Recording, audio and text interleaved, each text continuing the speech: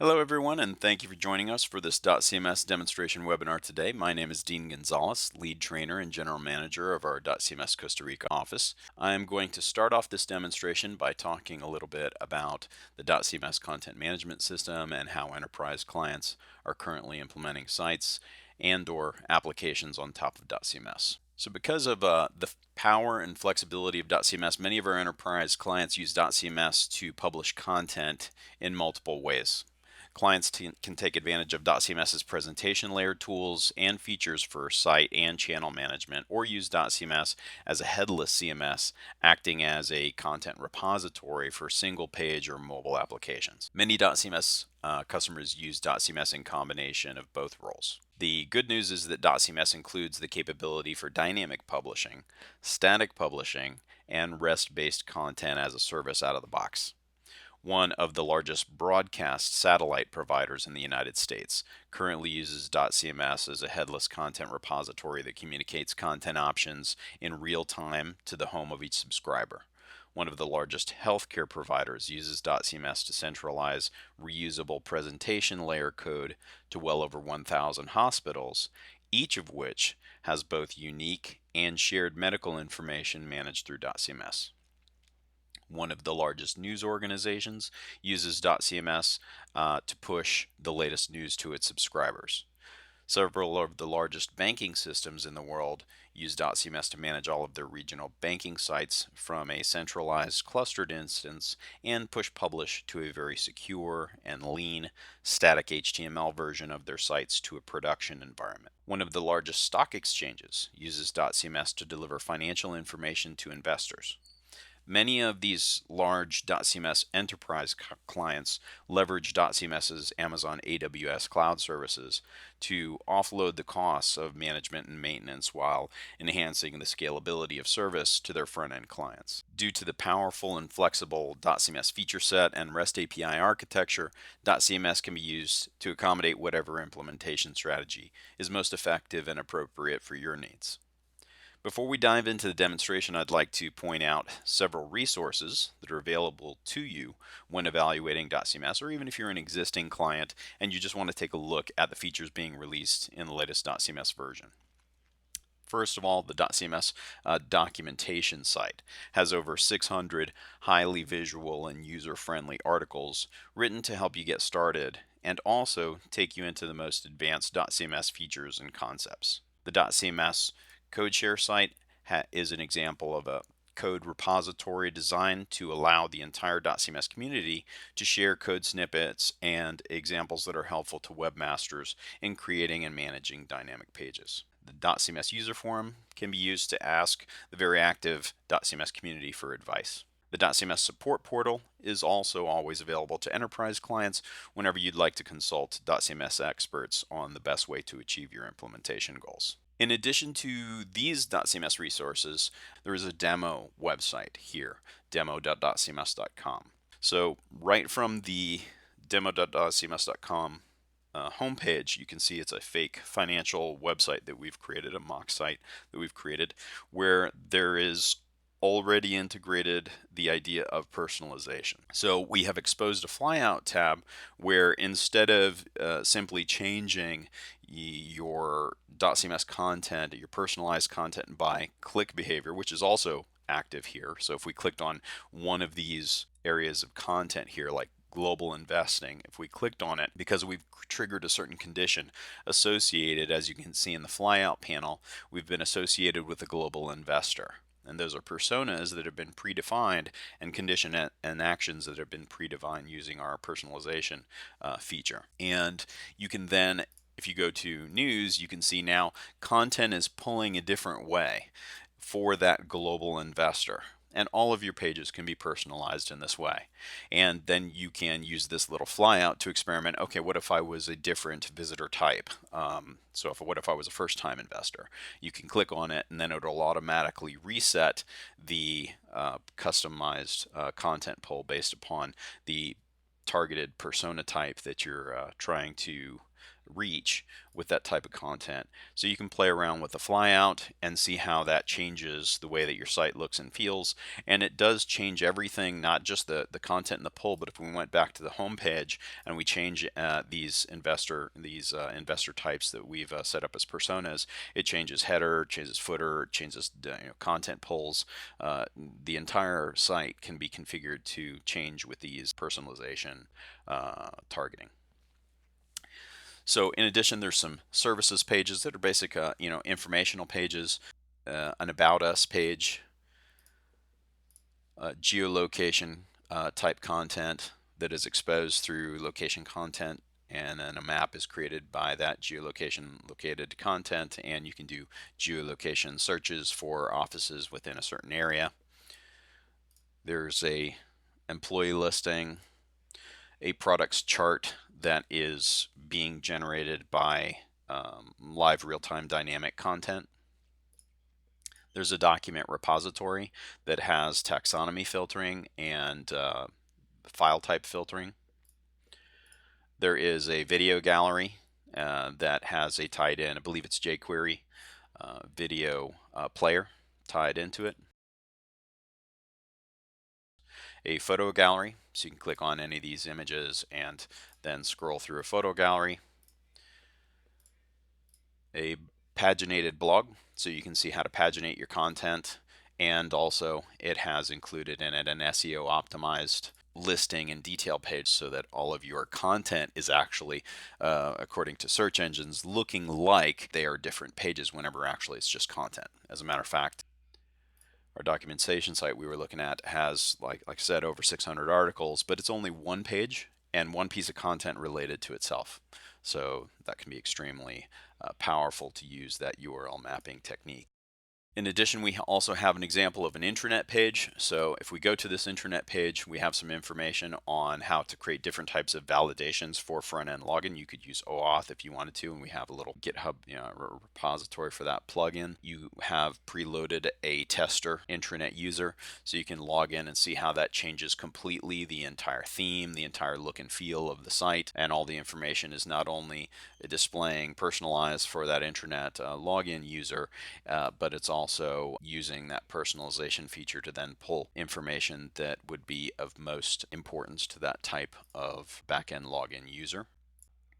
So we can log out here, go back to our page, a news and events page with, once again, the URL mapped listing and detail pages, an event calendar that the code for this calendar is exposed on the front end and the back end if you would like to use or create your own calendar or multiple calendars on your own site from content. And then in the demo section, we have a page that shows you the idea that you can place any type of content anywhere on a page, and you as a webmaster can format that content using the concept of containers, so you can automatically wrap styling around any of the fields on the content types and make it look exactly as you wish it to look. We have a mobile application example with a GitHub repository link, so you can look straight at the source code, as well as links to Google Play and the App Store, where we have an app that contributes content, changes content on this particular demo site. I think it's images that it allows you to manipulate. We have a REST API content save form that's already here, totally all the code exposed whenever you log in on the back end, so you can see how to submit content via REST API. One-page template that shows you that you can take any design, there's absolutely no limitations whatsoever, and implement it in dotCMS anytime you wish, using whatever framework you wish, or you can go ahead and establish even a theme with your own framework.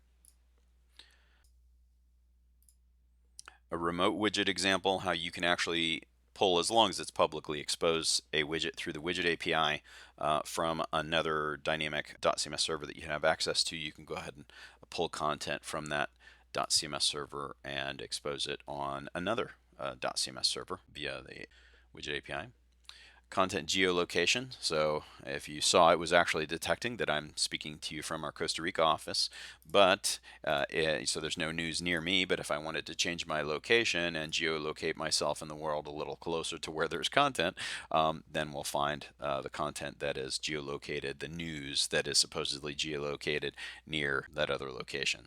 So not only on the back end does the news content type have a field that allows the content contributors to geolocate, but then we've built the front end page that allows you to pull content that is localized within a certain area, and give you that example. So that is our demo site. Once again, it resets at 12 a.m. and 12 p.m. Eastern time, so you can log in if that's the way that you would like to first start looking at dotCMS. You can log in with a /admin at the end of the URL.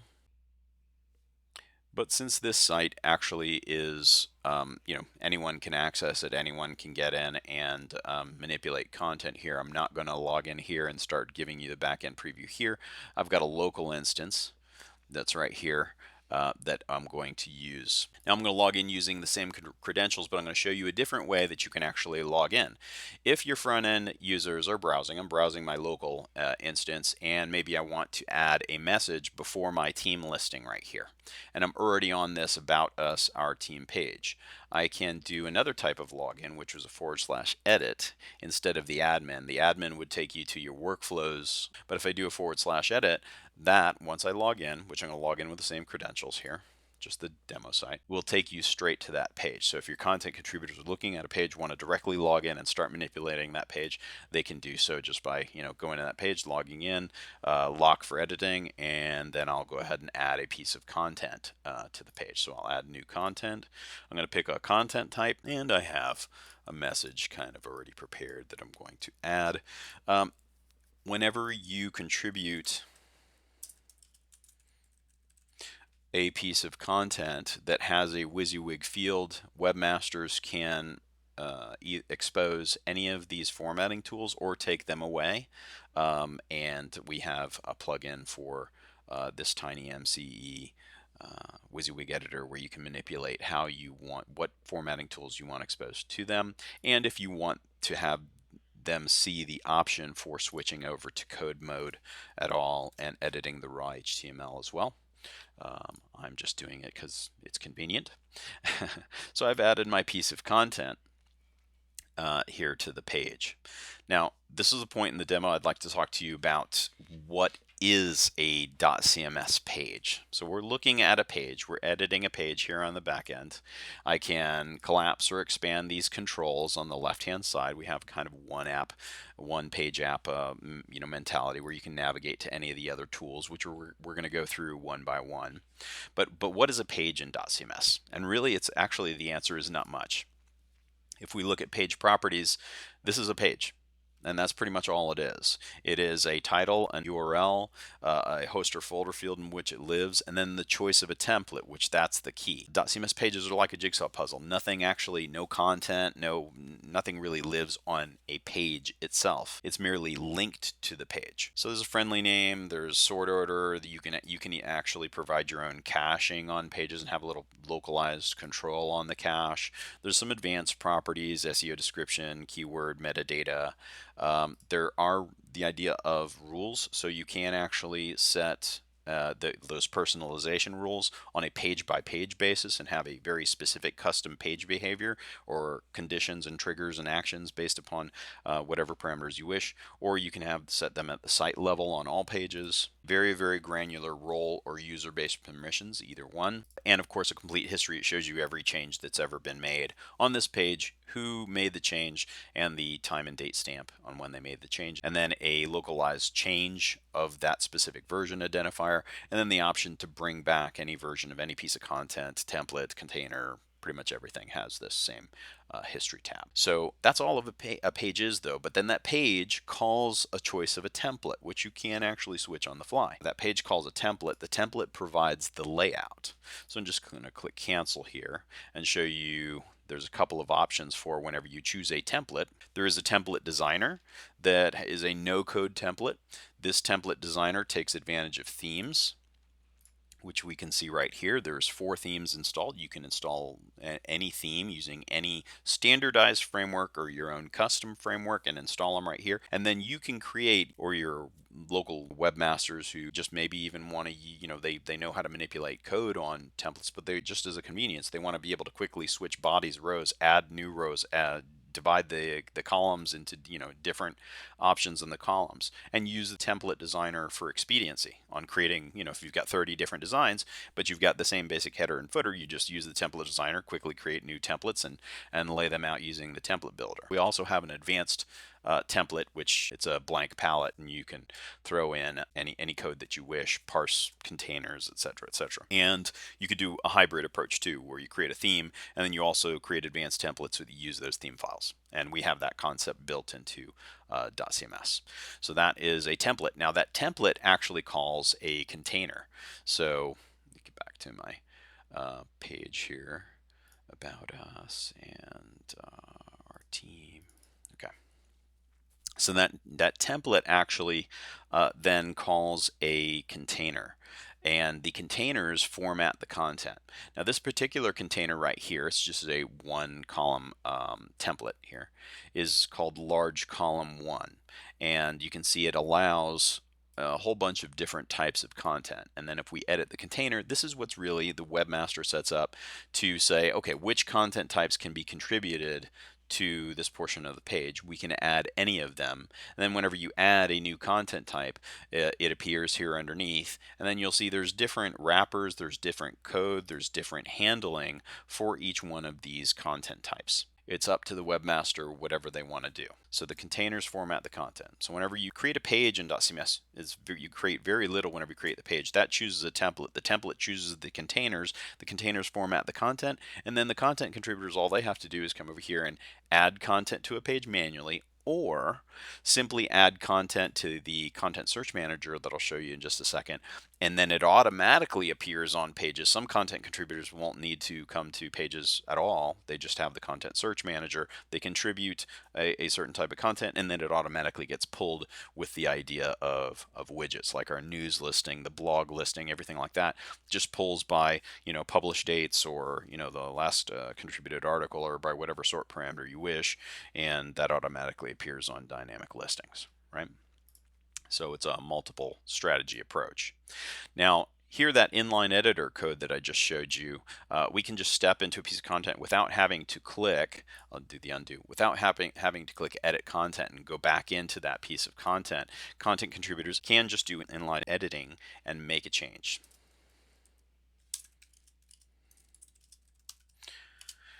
And then save that change to the page.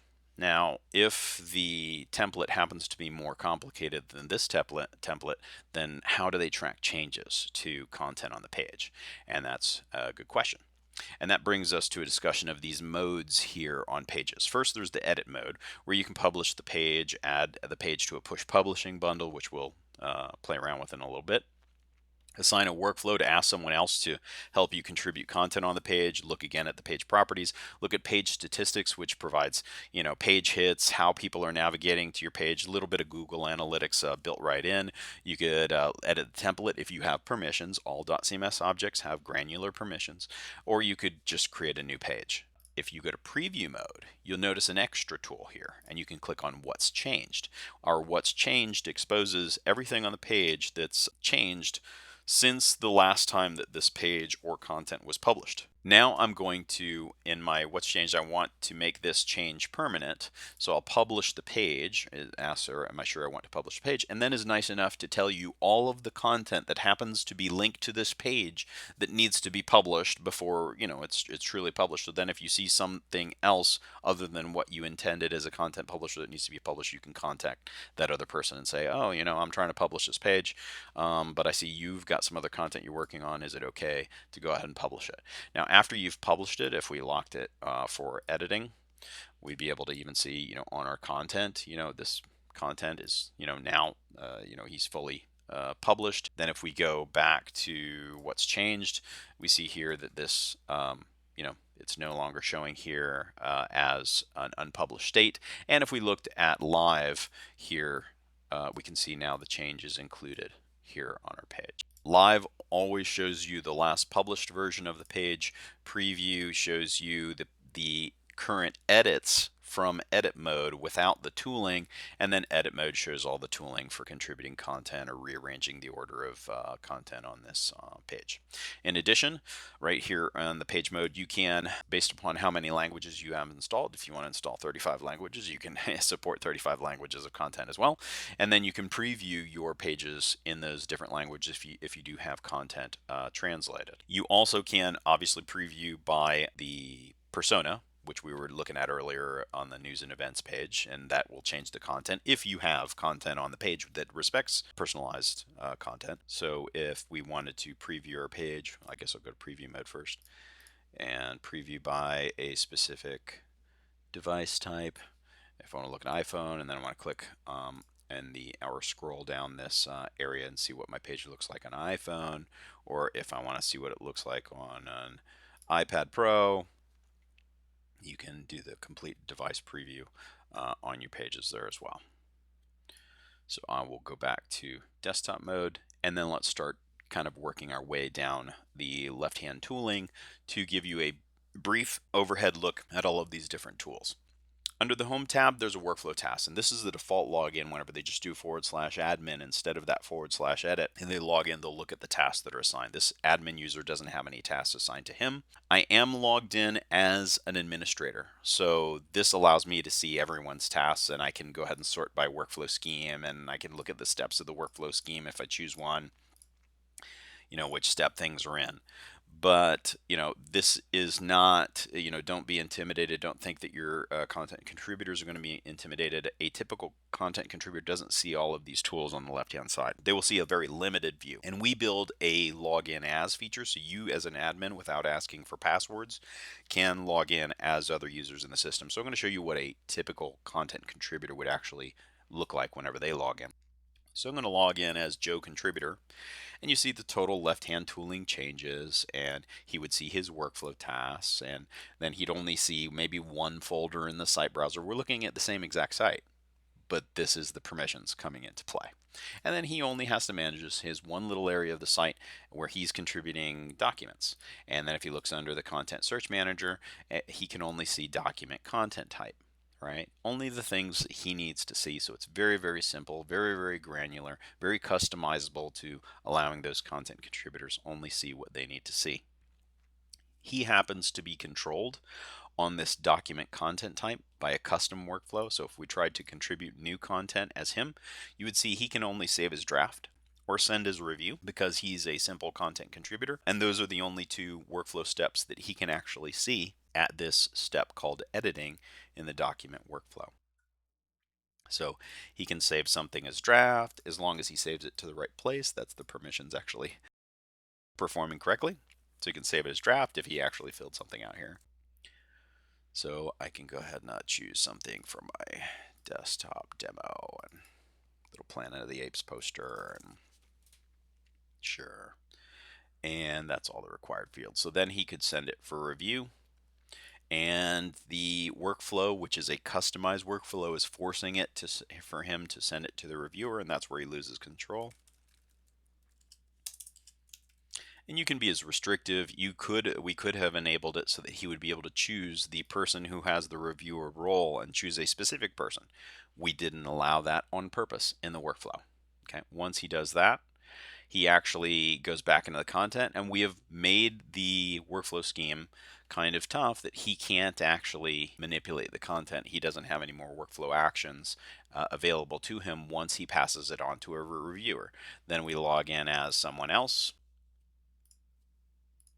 Log in as and Jane reviewer. Then wherever I log in as, I can see that task that he has assigned to Jane. She picks it up, and she is a reviewer. She can look at the tasks. She can even see the metadata from the file he uploaded, because we upload metadata with files. We can see the change history, the comment, the status of the piece of content, take an action. We can see her workflow actions. We can edit the content, step in the content. You can see she has totally different buttons that are in this review step for her. And then, so this is a customized workflow, and customize very simple views for content contributors. So that's our permissions in action, right? So now I'm logged back in as the administrator. And that's kind of the preview of workflow tasks. There's the site browser, and this is where you would create your pages, your content contributors. We were just looking at the limited resource contributor who only had permissions to this one folder. We were looking at the About Us section, that the About Us, how does this actually show up in the main navigation menu? If we edit this folder, we can see that it's got a show on menu property. That's why it's actually being picked up in the main navigation. And which page shows up by default whenever you click on About Us? It's the index page that's in this particular directory, right? So this is the browser tree where all assets can be uploaded to the system. I uploaded previously a birthday cake picture. I just took this picture at a birthday party, and the history here shows me my version of the picture in English and Spanish with a little Spanish title translation, and it also shows me the metadata on the file that I uploaded. It was on my iPhone, and it was taken 8/8/17/2017. Right.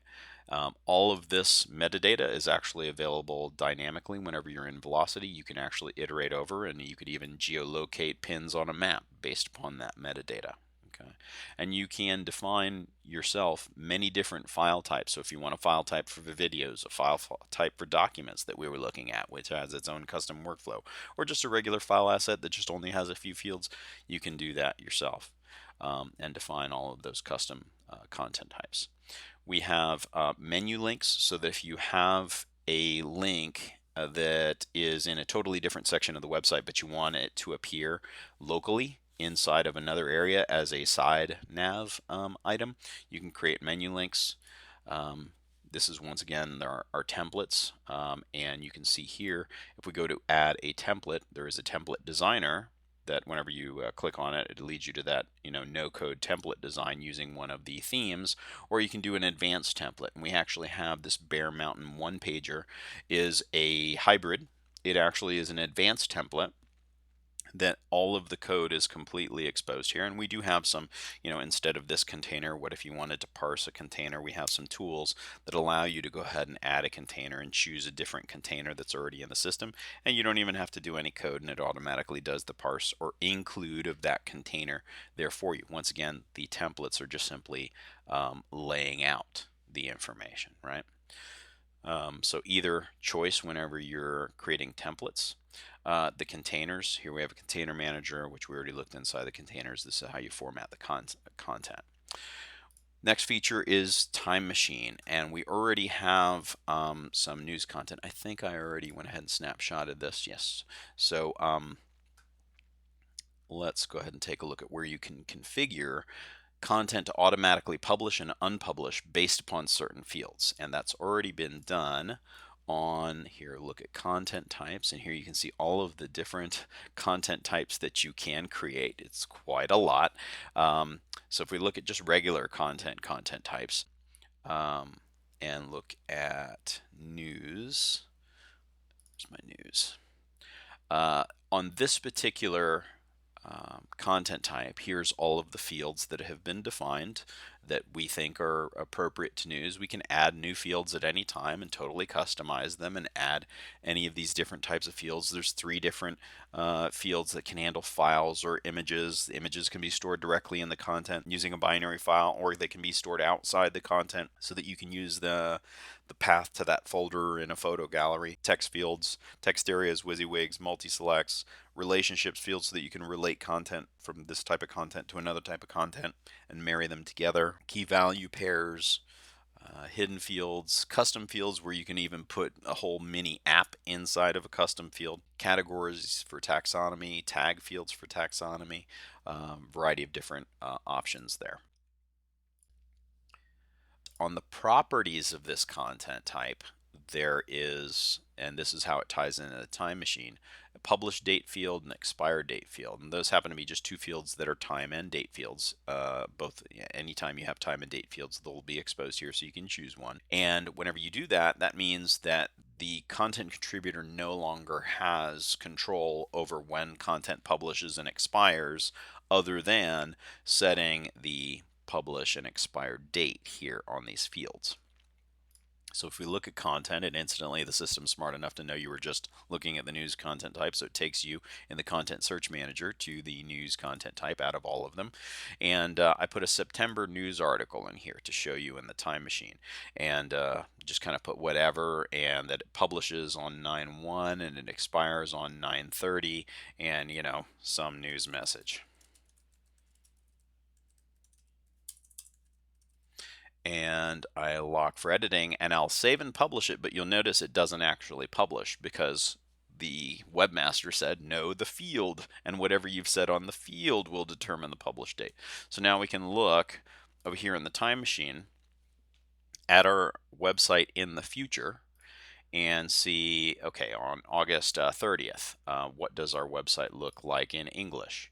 And then we can go to that news page and see, no, my news article doesn't actually appear here yet. But if I switch to September 15th, then I go to my news and there's my September news article. And so this way you can set promotions, products, any type of content you wish. It's not default behavior, but if you want to customize that behavior on content, then you can view your site what it's going to look like a year from now and see whenever those time sensitive promotions, calendar events, whatever it is, are going to automatically publish and unpublish themselves. And the content itself will really change from this draft status to the green light status on exactly that time and date as according to the date on the server. So it really does change. If we look back at the time machine and look at the past, you can do snapshots, and this same static HTML snapshot is technology is kind of how we push publish static versions of whatever dynamic site you're working on. So let's look back at our home page and show you that the home page has a change here. I totally changed this, right? But you will not see that change that I made reflected on the first snapshot because I backed up the site and made a static copy of it here. And this is what it looked like before on that previous snapshot, right? So what it does is it snapshots your complete site in static HTML, stores it in your assets directory, and you could even serve that complete static HTML site. And that way your content publishers can look back at what their site looked like in the past using the time machine, or look ahead into the future with time sensitive content, and both of them are exposed there. Close my snapshot properly so I don't get anything weird in the cache.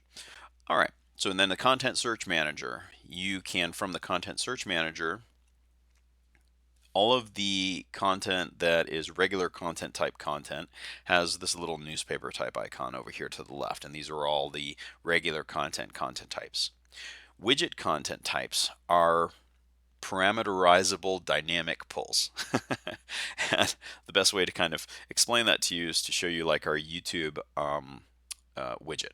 If I added this new YouTube widget, it has a whole bunch of custom fields here that are all parameters, and there's the custom code field allows, without you knowing any code at all, I'm going to pull a video from YouTube right now, and I'm going to store it locally as content, at least store the link to it, and then that'll be immediately available to place as a video with a video player on any page. I'll search for mutual funds to go with the current theme of this mock site. So I find this mutual fund video in YouTube, I click on it, and it automatically sets that custom field there, which is providing the search to the YouTube API, is finding everything about the video. I save and publish. Now I've got a new video in the system I can place on any page. So that is a widget content type that allows, you to manipulate news listings, manipulate, a photo gallery and point it at your own folder with your own images in it. It's just parameterizable dynamic code structures. There is a file content type that you can create as many of these as you wish, just like all the rest of the content types. So you can handle documents, file assets, videos. There is a page content type. One of our clients, this is one of the largest sporting websites in the world, and they said, "Oh well, we represent several different athletes, and we have pages that kind of represent their brands, as well as different, different brands on our site, and they have their own social networking links that need to be respected." So, they created their own page content type that had, a different social networking link for each page on a page by page basis, um, as well as pulling kind of the ones from their own host. So you can create as many types of pages as you want and have whatever extra properties of each page that you wish. And then there's the persona content type down at the bottom that we were looking at earlier: the wealthy prospect, the retiree, the first time investor, the global investor. So if we wanted to add a new persona that would show up, we could put Spanish gamer. So if we're targeting gaming, somebody browsing from a gaming device like a PlayStation or something like that, and they happen to be in Spain, I'll go ahead and choose some photo here from my local, and we will be able to see that whenever we look at the, I don't know, put Raiders of the Lost Ark picture. And we'll see that whenever we look at our, so we've got a new Spanish gamer persona type. And then whenever we come over here to our rules engine, we'll be able to see that as a new option. So that's our content search manager. There is a custom backend calendar for event type of content. And so you can see a day view, a week view, a month view, add recurring events, separate a recurring event. Want to edit it, I can break it away from the chain of events, or, just edit all events in the series. So you got a backend calendar and a front end calendar that is exposed if you want to create calendars in dotCMS. A link checker that can be run to show all of your broken links on your content, and this link checker technology can also be built into the workflows into workflows as custom workflow sub actions, so that content can be link checked before someone even passes it on for a review. Okay. And this gives emails to the content contributors and says, hey, you got a piece of content that as of this time and date is no longer, these links are invalid, and gives them the exact link they need to fix. The rules engine. This is what drives the personalization, right? So if I wanted to add a rule, which that's why I created that Spanish gamer persona, and we'll say Spanish gamer rule,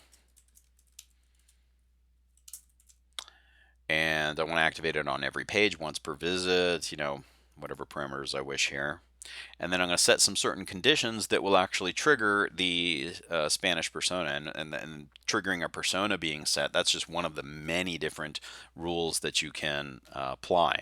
But I'll say, what if there's browser language, current URL, device type, has visited, logged in, previous number of visits, and we have on our documentation site, right inside the personalized section, we show you how to develop your own conditions or develop your own actions and install them and put your own parameters.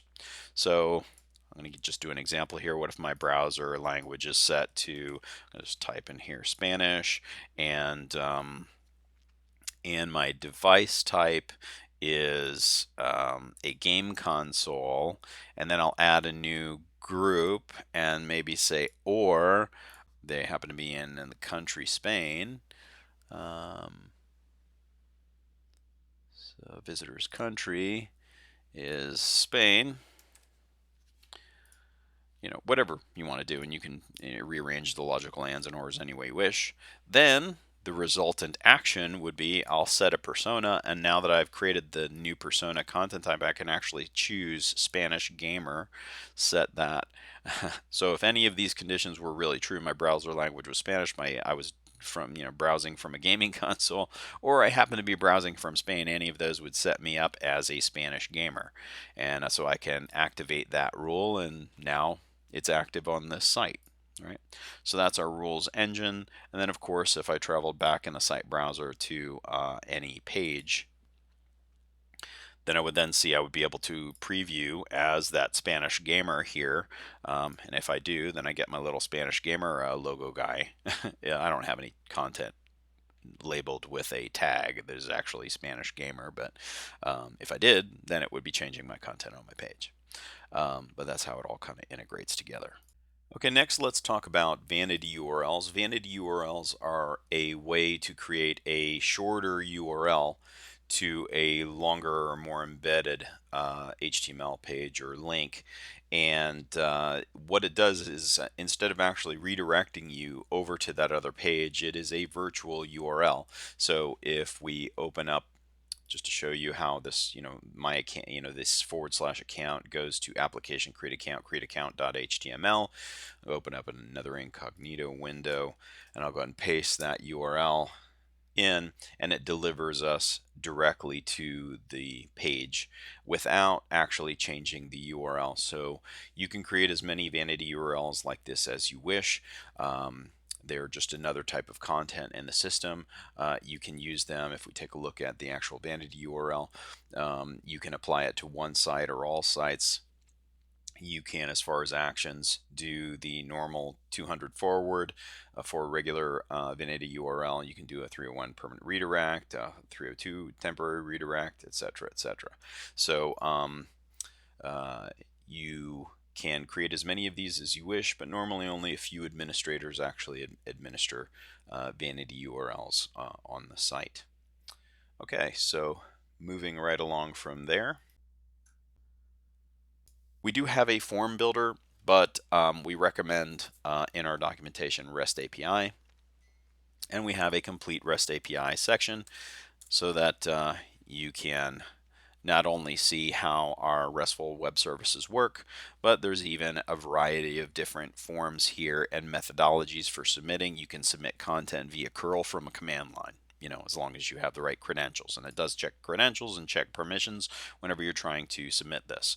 And you can also set it up that front end contributors can be allowed, or you can totally disallow this if there's configurations involved, so that outside users can contribute content. And these are copy paste forms that work immediately inside of our starter, so that you can submit content via REST API, including the form that we have built into the demo. We have already covered content types, but under the content type manager, we have a category manager used to manage the category taxonomy on content types. So here, if we look at the genre category, you can manage the category children, child properties and permissions, or I could click into the child category for sci-fi and import a sci-fi category subset.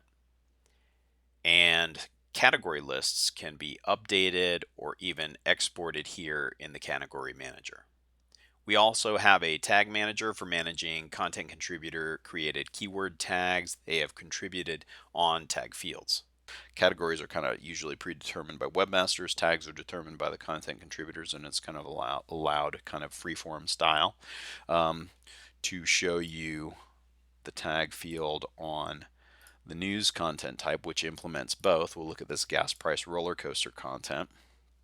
We can see down here the categories. So you can click on the category, and we can see all of these categories here. Clicking on a new category allows it. You can click on it to remove it. And once you add the categories, it's labeled right here. The tag field. Yeah, okay, here's our tag field right here. And so we can take off any of these tags, or we can add a new tag and call it, I'll put roller coaster, and save that tag. And if I typed in a tag that already is in the system, let me remove investment. And if I wanted to add that back, I can type in INV. And the second that I start typing the first three letters, then it will find INV inside of any of the current tags that exist in the repo, and then it will add them. And this roller coaster will immediately be added. It doesn't already exist in the system after I lock for editing and I save and publish. And then if we went back to our tag manager and we looked for, roller coaster, then that would immediately be there, and I could take it and I could edit it or manipulate it. And tags can exist in shared repos whenever you're editing your host, or they can exist, each site can have its own tag repo. Workflows, you can create your own new workflow schemes and name them, and then inside of each of these new workflow schemes that you can assign to content types, you can then, in each of your steps that you define, you can add new workflow steps over here, and then inside of them you can have custom actions. So let me look at this send for review step that we were looking at earlier between Joe contributor and Jane reviewer. Here you can not only name the action, decide which of your user roles or users, you can add either one. You can see users or user roles, and we could step in here and just type in JA and it auto completes to find them. It doesn't matter whether you have thousands and thousands of users or whether you have only a few. Just you start typing and auto search. And then you can assign it to a specific role or user. The next step, where does it go after you take this action in the workflow? You can have custom code activate. You could even .parse a BTL file here and say I want a pop-up light box in a complete application to activate the second they click this button. You can have custom sub actions for what happens after they click the button. You can delete content. You can link check content to find out and deny them the next step until they fix their broken links. Lock content, assign content, notify other users. There's two different push publishing options. Push right now with a pre-configured option. So I'll add some of the pre-configured options. You can send an email, set a value, publish, unpublish, even translate content with Google Translate. And you have the parameters for setting up your Google Translate, your service API key, etc., etc. Your send an email can actually even take fields from content. So if the person requested something from the front end of your website and they provided their first name, last name, and user email, then you could instantly have a timed action in the workflow step the content gets contributed to. That automatically emails them after 30 days and says, hey, we haven't seen you back on the site, and so you can define what that email is going to look like and have it automated. In the push publishing, you can determine the environment that it's going to push to and some parameters of the push. So that is workflows, and that's how that document workflow was working. Languages, you can add a new language and install one language with just 2-letter country and language codes. I had just installed French here, which we saw on our pages. Then inside of DevTools, we have the idea of OSGI plugins, so that here's the plugin uploader and manager, so that you can upload a plugin for what if you want a new workflow sub action, which we give in our documentation examples of how to customize personalization, rules, conditions, workflows, custom sub actions. I even did a video on dotCMS.com on over here in our video sections on how to, in this video section in our inbound marketing, this one that even has a downloadable bundle where you could push content over to Salesforce using a workflow sub action. And that is a custom sub action that's included in the bundle here that you can upload via the OSGI manager and install it. You'd have to use the same version that I did the video on and made the bundle for, but there's a query tool for querying using Lucene-like syntax. We use Elasticsearch. Elasticsearch allows Lucene-like query parameters, or you can use the Elasticsearch query of our content repo, and then we have different types of examples here on the different types of queries using Elasticsearch syntax. We also have a site search manager. And Elasticsearch is so powerful that whenever you actually search an index, I've already created a default index, but you can schedule a job scheduler to run the reindexation of your content in any language. You can include paths, exclude paths. As a matter of fact, on dotcms.com, that's where that's how we actually segregate out a search for categories here. Reveals documentation content, but a search here just searches a different index that is the code share pathing. And we did the same search. And why is this more powerful than handling it via velocity? Why is it faster? Why is it more powerful? Because here in this index, which we'll look at on the front end in just a second. I can search this default index, define as many indexes as I wish, code share, documentation, whatever you wish, and respect certain pathing. But if I search for a search term here, Johnson, that's searching the entire content repo, and it doesn't just search titles or properties of the file. It actually is searching inside of the PDF here, or inside the PowerPoint, or inside any file that has text in it. It will dive into the file and actually find it. And we have a page that actually builds that example. Let me actually log in here in the incognito window. I'll go to localhost 8080. And we're going to stop here and have our QA in just a second and do that same search. All right, Johnson, and here's that Global Central Banks PDF, and it's even giving me the line inside the PDF here where that term happened to be. And that you can only, that would be very hard to do with Velocity. Very, very easy with utilizing site search and Elasticsearch. And you can back up all of the indexes that are created, the main index in the content repo or your site search indexes through command line. So, we have them built in here as well that you can download, restore an index, activate an index, deactivate an index, etc., etc. But the more important thing is you can do that via script file and automatically upload and reload and back up all of your indexes in dotCMS as well. And under the System tab, we have a user manager, a roles manager for assigning specific users to specific roles, a maintenance tab for looking at all of your caches, refreshing your stats, looking at your indexes, some tools for downloading dotCMS, search and replace tools, tailing a log without going to a server. So you can pop up a log and start tailing a log if you're trying to do some new development and you're not actually, you're not actually sure if it's going to work. You want to tail the log and see if there's an error. System info that tells you everything about your installation, even where your Java home is, what you're running. A thread dump, so that if you're doing any kind of diagnostics, you can take a look at a thread dump. And who's logged into your server, so that if you do need to take a node down on your cluster or something like that, you can notify users that happen to be logged in on that cluster that it's going down and they should log out before you just kind of disconnect them. That'd be nice.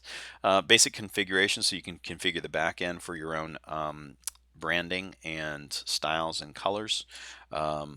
Licensing information, we have a network monitor that actually monitors every node in the cluster and tells you the status of each node, and push publishing.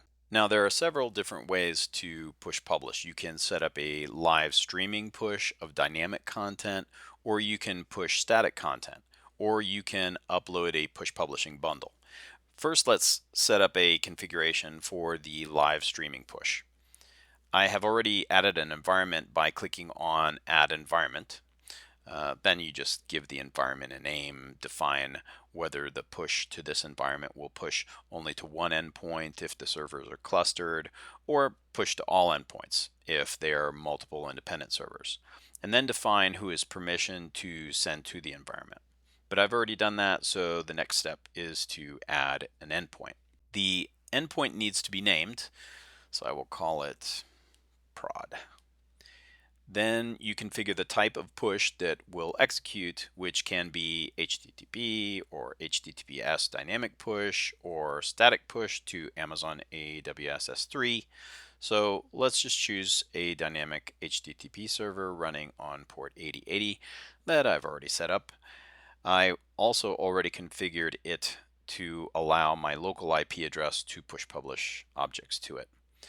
I'll enter the IP address, and for the live handshake authorization token, I can submit a path to a text file with some password inside it, or I can just type the password. I'm just going to put 1, 2, 3, 4, 5. The same password I configured earlier on the other server. And now the second I save, not only do I get the integrity checker that allows me to check the synchronization of objects between servers, but if I go to the site browser and right click on any object, even the host, I can now push publish, even complete sites to the other environment. But let's just push publish something simple. Let's create a new folder called movie posters and then upload a few images to that folder.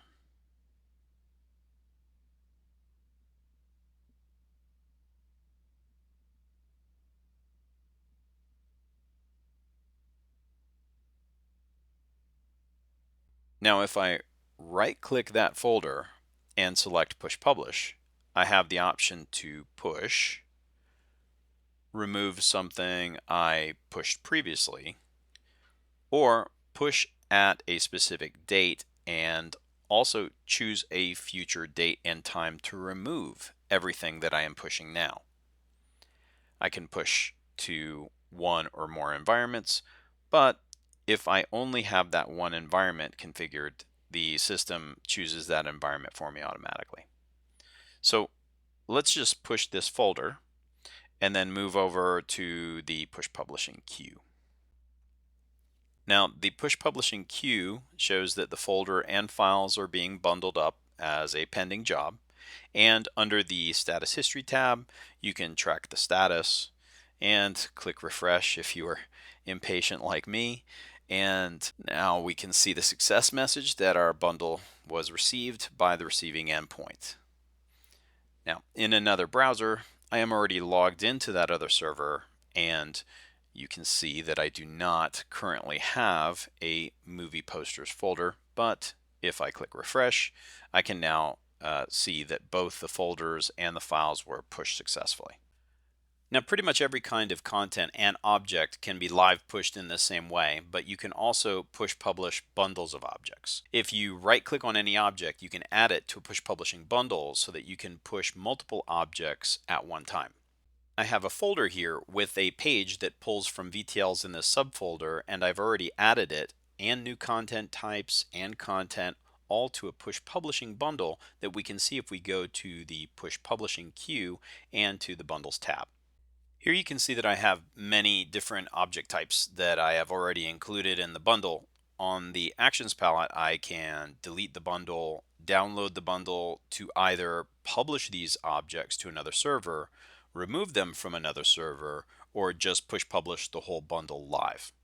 Now, I have already downloaded this bundle with the publish option, so I'm going to switch back to my other server, go to the publishing queue, and upload the bundle.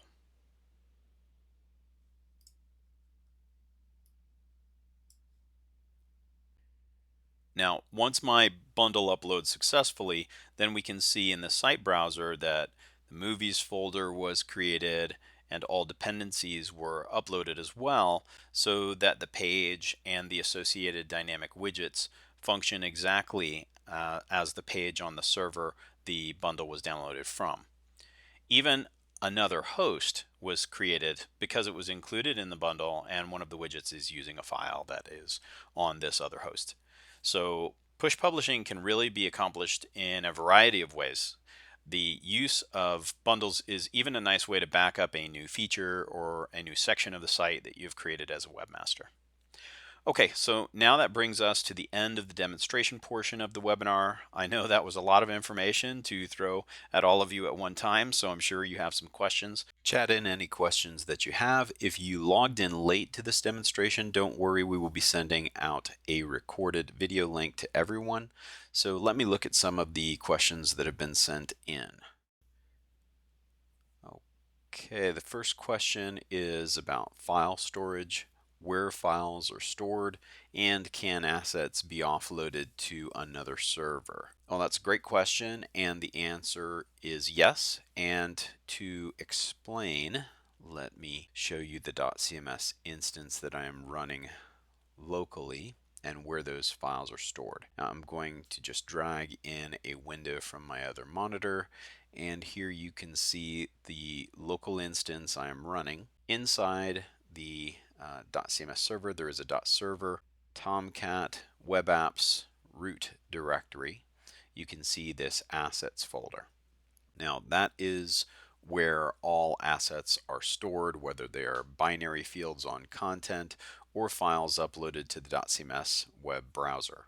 All assets are stored in this directory and indexed for search optimization. The assets directory can be symlinked to a different server so that you can offload asset storage to a secondary location. So no problem with that. It is something that's done quite often. Let's see now. The next question is about a headless implementation, and you would like to know about dotCMS REST API. Okay.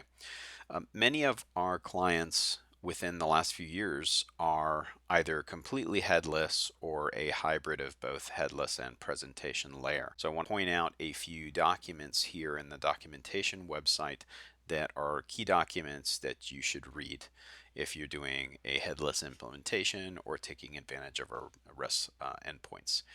If you just search our doc site for REST or REST API, you'll see the following documentation links. And if we go to that section, some of the most important documentation is found under saving content using the REST API, which shows how to inject any type of content into the system via REST, including how to inject content directly into a specific custom workflow step, put and post methods, JSON and XML data formats, special field handling for categories, binary fields, key value pairs, handling relationships, and so on. Furthermore, there is documentation on page layout as a service, getting remote widget returns, or even how to create or change content types via REST. And there is a complete doc on all of our REST API endpoints for more complete usage documentation. So yes, many of our clients leverage dotCMS for both our full presentation layer features as well as our rich set of REST API endpoints, but most actually start their implementations focusing on a certain type of implementation, and then later, in my observational experience anyway, find good internal use cases for both levels of usage and end up building both internal applications and websites or intranet sites using the .cms repo and workflows and other features like that. Give me 1 second to read the next question. All right, the next question asks if any programming is required to set up customized workflows, and that's a great question, and that's actually a big differentiator here for dotCMS. And no, there is no programming required to set up very customized workflows with lots of custom behavior. This is a really big difference between dotCMS and nearly all other CMS options that are out there, whether it is injecting content into workflows via REST API or sending custom emails using user data or data from the content or push publishing or checking for broken links on content or using the 4eyes sub action to get a consensus vote. All of those actions I just mentioned, plus many more, require not one single line of code. And this bears some due diligence because we've heard from some clients that other CMSs have set up a very nice demo of their supposedly custom workflow and show it working. But then when they actually look at the documentation of that CMS, then they realize that they need to do a few weeks of development just to try and reproduce something that was shown to them in that demo. So it behooves you as someone who's shopping for CMS to actually look at what is required in the documentation site of the CMS to see what's out of the box and what is going to put a lot of the burden on your own staff to be able to recreate something like custom workflows. dotCMS does all of the things I mentioned out of the box and also allows an OSGI plugin feature for developers to add their own custom sub-actions and do their own development if they wish to, and deploy them even without restarting dotCMS. But for 90% of the most common things you would do with a workflow, there's no code required.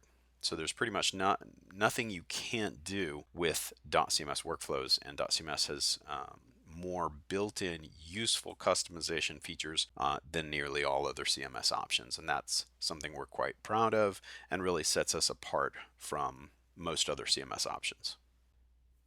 Another question is about if we have a cloud offering to handle hosting and maintenance of the dotCMS instance. Great question.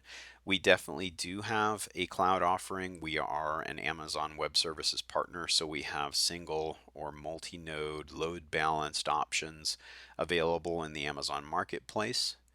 And we also offer full maintenance, upgrading, and support options so that the only thing your team needs to worry about is what you can create with dotCMS instead of maintaining servers. So whether you want to host your own dotCMS instance or you want to offload that to dotCMS, we have hundreds of existing clients who are examples of either of those two options. So whatever your organization wants to do there, we're ready to help you get set up and get running as quickly as possible. We also have implementation teams if you need. So whatever support level you kind of need or desire based upon your own business rules, we're ready to help you there. Okay, next question is about stale link checking and user notifications. I think I showed this a little bit during the demo, and yes, we have a link checker that can run on a nightly basis and email each user who has authored content that has broken links with messaging as to which link is broken, what it is, and a link to go fix it. And there's also the custom sub action for workflows that notify the user of broken links before they actually pass the content on to another person who is previewing that content inside the workflow chain, so that way the person who's reviewing doesn't have to worry so much about checking every link inside of the content that's being passed to them. That's checked in an automated fashion.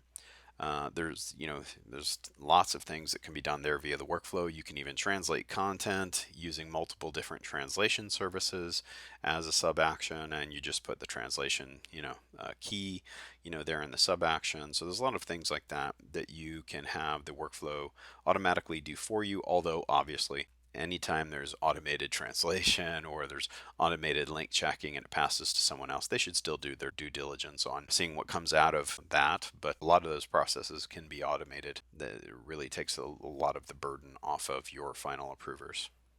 Well, I know that there are a few more questions I'd love to answer, but unfortunately we're out of time. So what I am going to do is answer those questions offline. I promise I will get to each and every one of your questions. Also, look out for the video link that I will be sending out tomorrow at the latest. I hope the session was helpful, and if you'd like to talk to me or the staff here directly at dotCMS, feel free to email me at dean, DEAN, at dotcms.com or info@dotcms.com. Thanks to everyone here attending again for spending some time with us and getting to know dotCMS a little bit. Have a great rest of your day.